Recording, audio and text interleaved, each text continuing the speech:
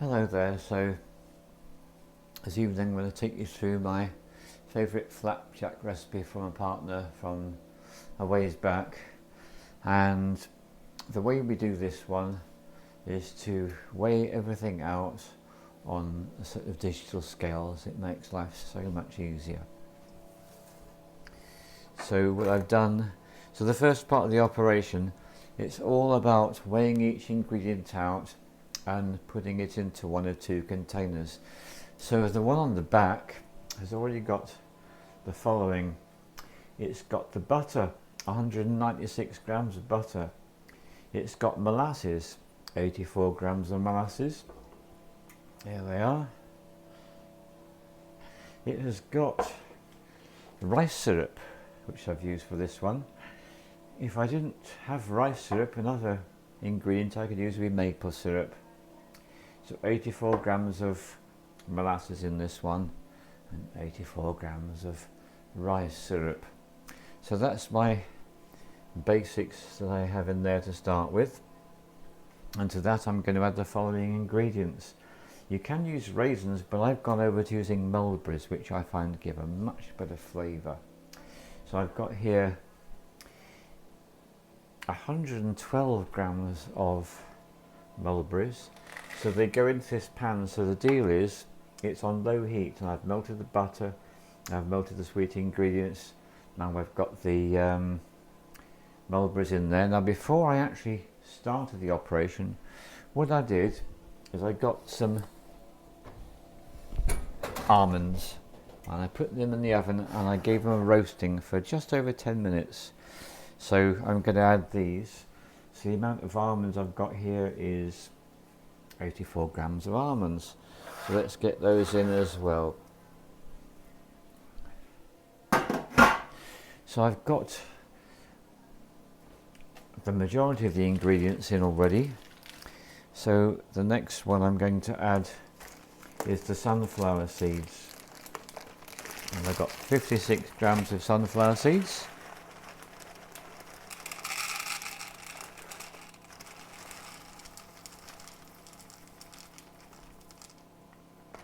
There we go, put those in as well. And something that's going to be really useful to have is a wooden spoon. And I'm almost getting to that stage now. So that was the sunflower seeds.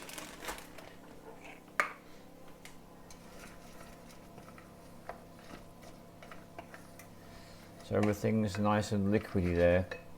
So the next thing I'm going to add is some cinnamon.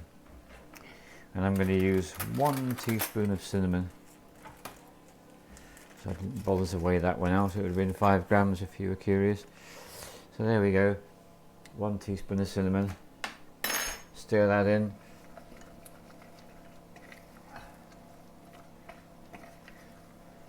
So the next thing that happens is this whole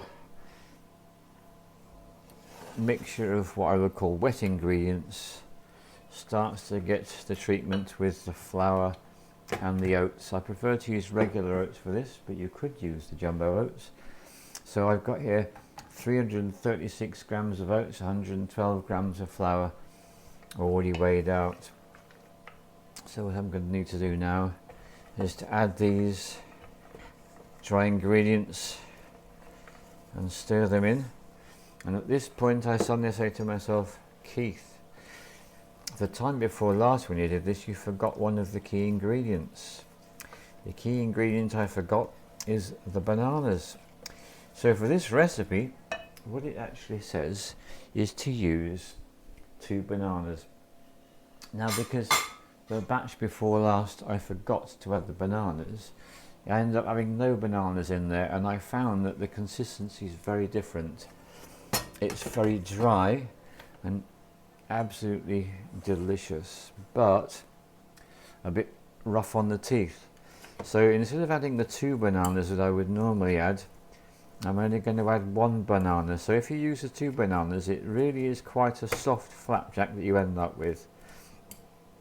No crunch at all, and I like a bit of crunch. So I'm experimenting with just the 1 banana.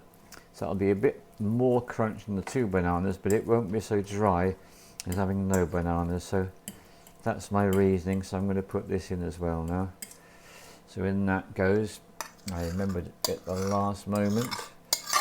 So you normally put that in as the last wet ingredient, then you start to add the oats and the flour. So let's just get that mixed in as well. So there's no water at all in this. In fact, the only water there is comes from that banana. Everything else is basically oily. So that's that.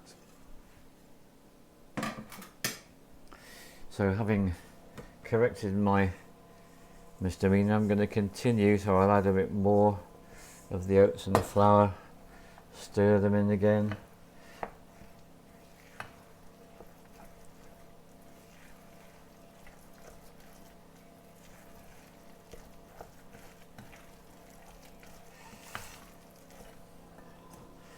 And I'll just whop the last of them in there.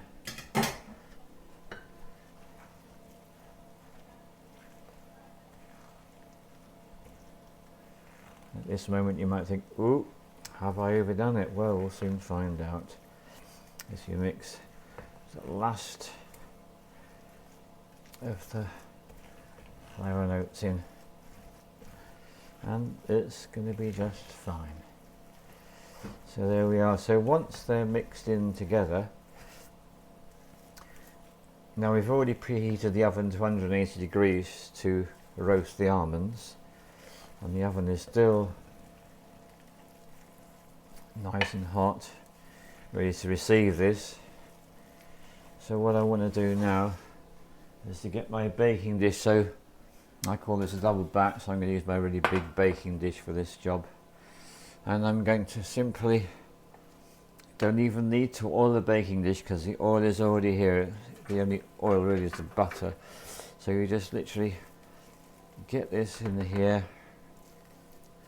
And at this point you think, it's a bit of a mess in the saucepan. I need to get the rest of that out. Quite right. So a really useful tool is to have a silicone spatula.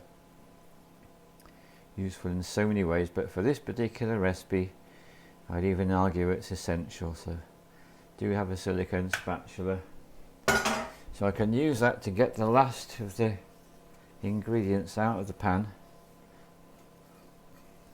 The fact that they're warm makes it easy. If I was to leave it to go cold, I'd have a bit of a nightmare on my hands, but it's all still nice and warm. Right, so that pan is now empty. So this is where the spatula comes in, because what I need to do now is I need to press the materials down firmly, and this is the key part of the operation. If you really make sure that the ingredients are pressed well down,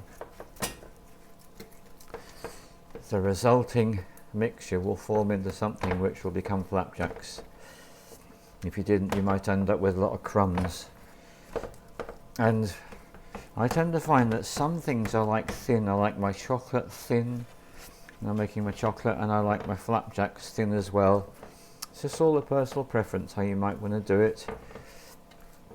So I just keep working it over until I've reached the point that every single corner is filled up with the mixture. And when that's the case, I just begin to stroke it into the baking dish, doing my best to make it reasonably even.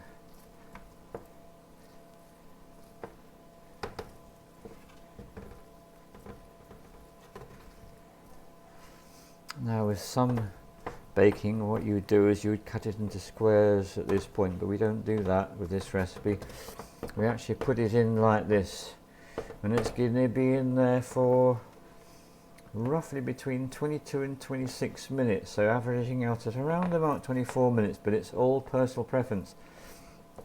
So when it's done, or when you think it's done, having on a timer of course, you put it out and have a look at it.